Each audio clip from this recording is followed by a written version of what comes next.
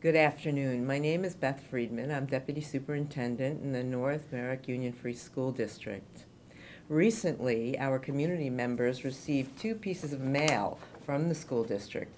One is our capital project bond vote, and the other is our North Merrick UFSD budget newsletter.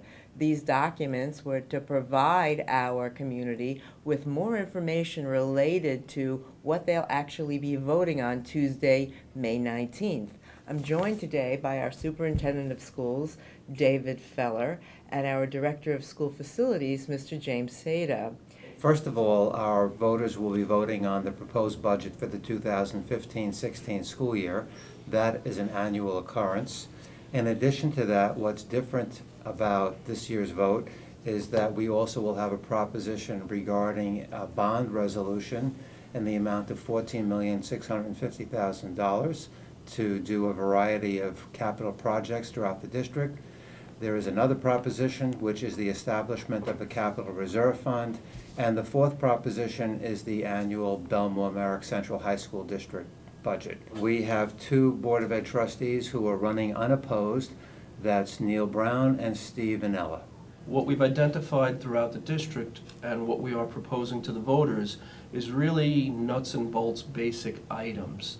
They're really things that we tried to keep this bond as low as possible while providing the kids a safe, healthy environment to learn in. Take us through the individual projects in summary form, the elements that actually comprise the bond.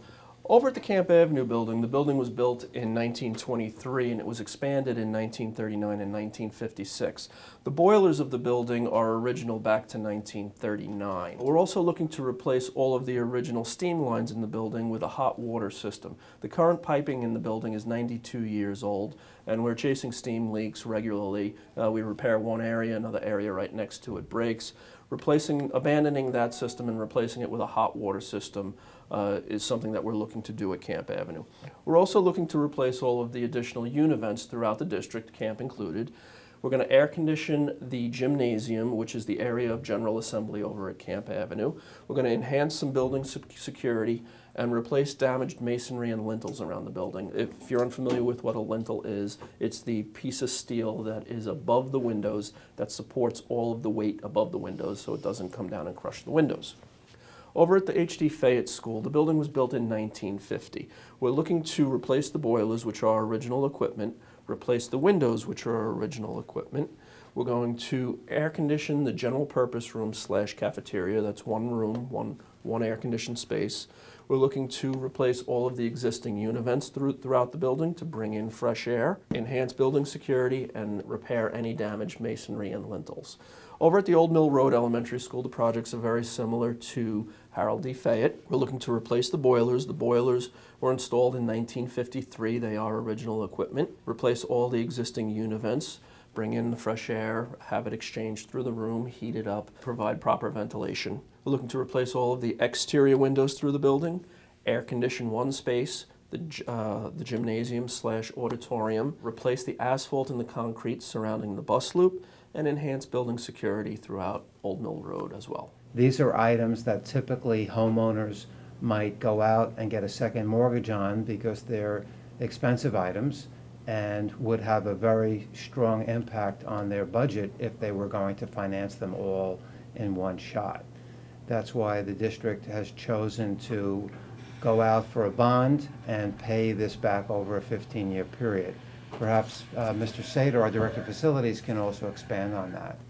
Sure. The not-to-exceed amount of $14,650,000 that the voters will be asked to vote on breaks down to approximately $127 per average household throughout the North Merrick community.